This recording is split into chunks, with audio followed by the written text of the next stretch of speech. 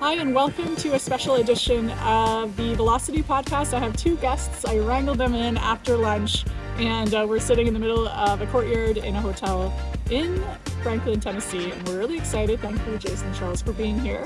Happy to be here. All right. Do you guys want to introduce yourselves a little bit? Sure, I'm Charles Alexander. I am a full-time business coach, and I also have a full-time business creating explainer videos for busy professionals.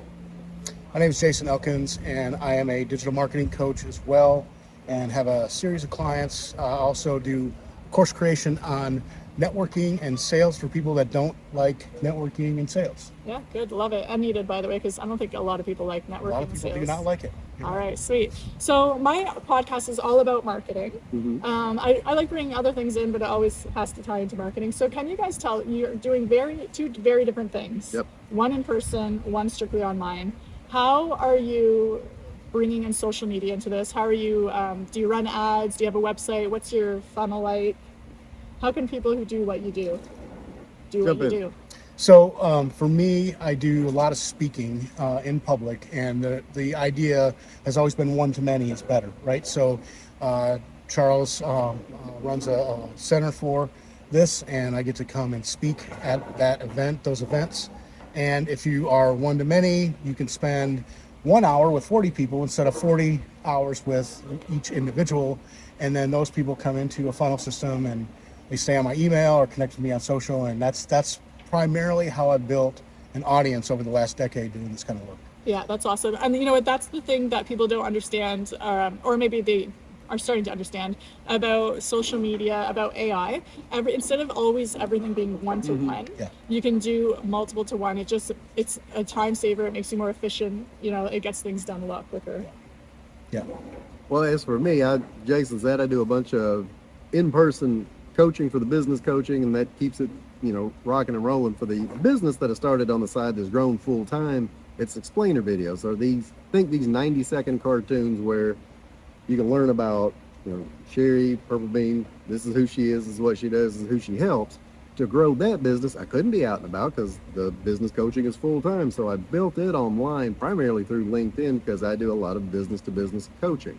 Mm-hmm. So not just through putting, good content out there, but also started doing a lot of one-on-one outreach and found ways to automate that and find people that were my target market. And I had 7 different verticals I was going after that was making me crazy. So I finally found the 2 out of it that I could work with that I really like, financial advisors and insurance agents, and started messaging them, but not just, hey, buy from me.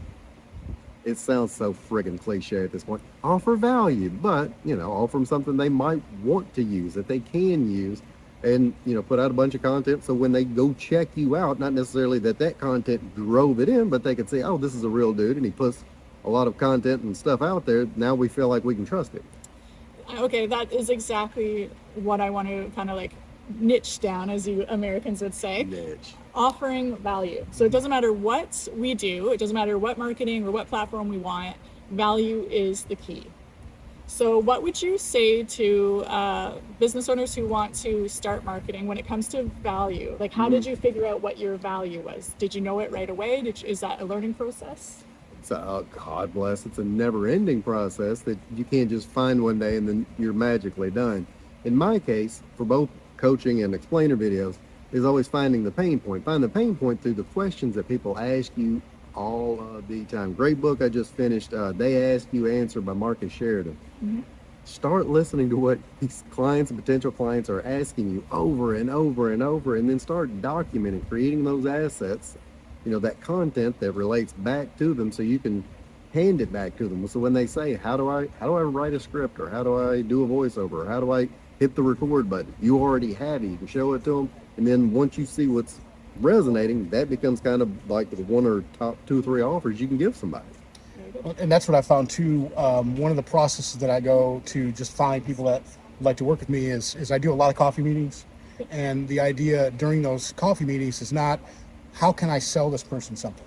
The idea is, how can I add value and give them something? We've been taught in our industry that all we have is our IP, our intellectual property, the stuff that's in our brain, and don't give that away. It's worth a lot of money, and it is.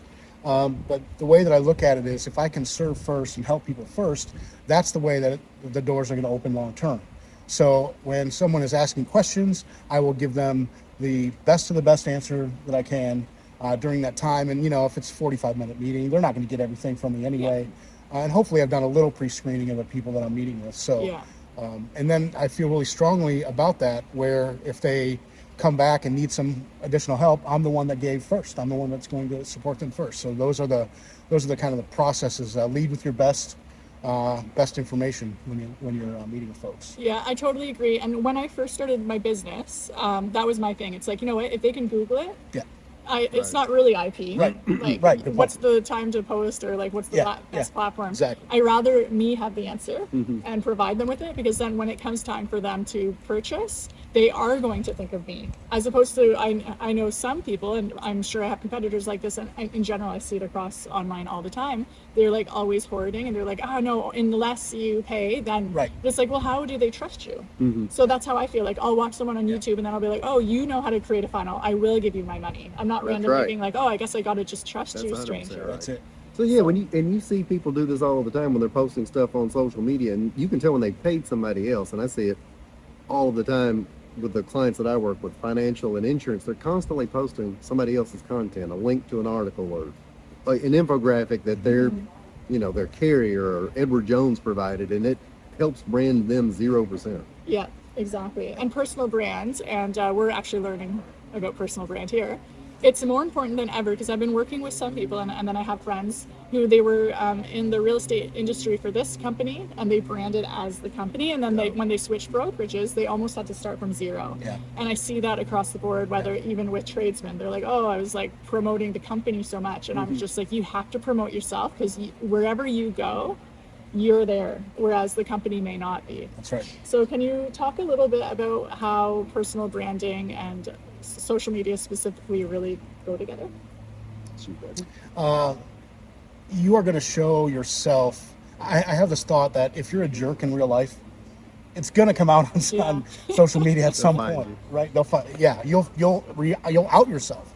So you need to think about that. Think strategically about the kind of content you're putting out. And I'm okay sharing stuff about my family and whatnot, because those are the types of clients that I want to attract. Yeah. So I think about it as kind of a mutual trade. Like, I'm willing to give up some of my anonymity to attract the kind of people that want to work with me. Yeah. And I've got clients because someone said you seem fun to work with, or you seem like you'd be easy to work with. Yeah. And that's because of the content that I've been putting out over and over, talking about good experiences with clients, and talking about my life, and the fact that I've got adult kids that want to hang out with me, and those types of things. I'm connecting with other people that are similar. Yeah. And because it's the internet and it's a big old world, it's okay. I don't need to have everybody. I just need to have Exactly. a sliver of people that want to do business with me. And that's worked out really well. That's awesome. Well, so in taking your personality and putting it into your brand, For sure. especially on the business coaching side, I'll plug a book. I got a book coming out. Start Now, Quit Later, on how you start a business while working full time. It's got 45 very short chapters, and I went through, after I finished, I should have done this before, and started trying to chart, well, how many of them are personal stories? It's like 30. Now, when I say personal, I don't mean my brand, I mean like my family. Right. Then I had to go in and figure out, well, how many times did I talk about Ava or Lily or Elaine? Because they'll go back and freaking count the thing to know if I talked about them or not. Yeah. But all of those are infused there, and it's all in the business coaching content. And it's one of the first things that people relate to. I had a guy call me on Friday, wanted to start working with me right away, because I did a 5-minute LinkedIn Live where I had a picture of my wife and talking about how I married up and all this other cool, married up in the same, I think same, right? Married up. Married up. Yeah, I got a beautiful wife. She's much prettier than I am. That's true. And I infused that. He immediately, he understood, and he got that. And they flipped the house once like we did. All of that, you can create a business story out of and content out of, but that's what people are going to relate to Yeah, that's right. quicker than anything else. And Jason's 100% right. If I turn some people off because they don't like the term marry up, or they don't like my bald head or my country accent, there's somebody that does. Yeah, and that's also the differentiating factor too, right? Because like we all have similar businesses. Like there's a million other social media marketers that could just like easily replace me. So what makes a difference? Or when I want to work with a coach, what's the difference? It's the personality. So that's why I don't add my kids to social media, but I do like infusing personality, because I've had a couple of people be like, actually, I want to talk to you. And then I'll be like, oh, why me out of like, where'd you find me? Da, da, da. Yeah. And they'll be like, well, you have meetings on patios. I want Yeah. meetings on the patios. I don't want to be in the Ooh, I like office. that. And I was like, oh, funny. What a weird way. Right. I accidentally branded myself as like easygoing. Let's have a beer. Yeah, and not chat. stuffy. Yeah. Not stuffy. And you know what? Those are my favorite clients who are like, no, let's get out of the office and like, we only have a few months in Canada with good weather, so let's enjoy it. Hustle. Right. Sure. So that's great. Alrighty, and a final question. If you had to focus on one specific stream of marketing, what would you choose for your specific business and why?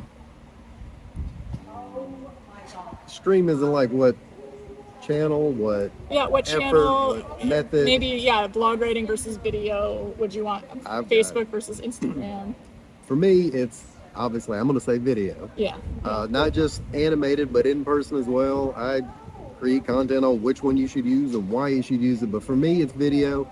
And the cheating aspect of that, we have all the bells, all the whistles, all the tools. You take that one video and strip it out and make 50 other things out of it. And for me, I like LinkedIn. I know that makes me boring, but it's easier, folks. For me, it is.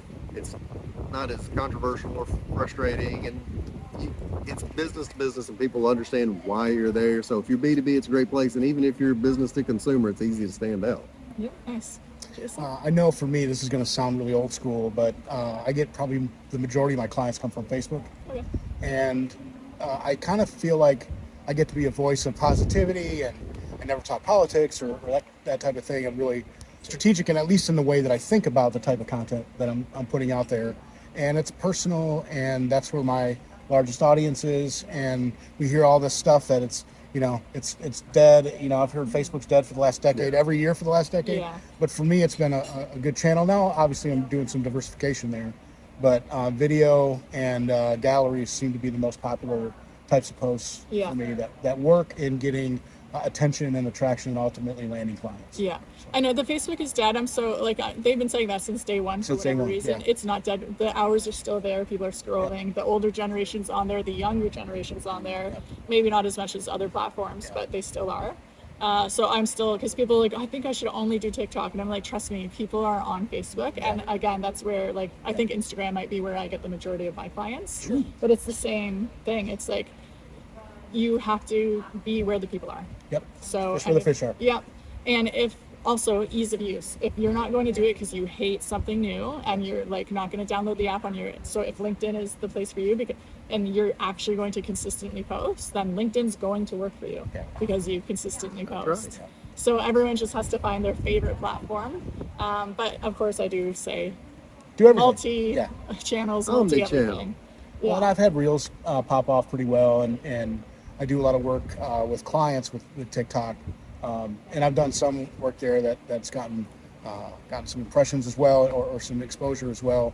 I don't dislike any of them. It's just again, that's where my clients are hanging out. Yeah, where the people are. Yeah. That's exactly. I always say it's kind of like the new town square. Back in the old days, like in the old country, everyone would come to the town square, gossip, find out who they should use to paint or bake bread or whatever, do their shopping, go home. Now it's like, okay, it's in the palm of our hand, and people are on social media. Great analogy. Yeah. Anyway, okay, I want to All right. thank you guys. I appreciate Thank you. it. It's great. Have a good Thanks one. for having me. Thanks.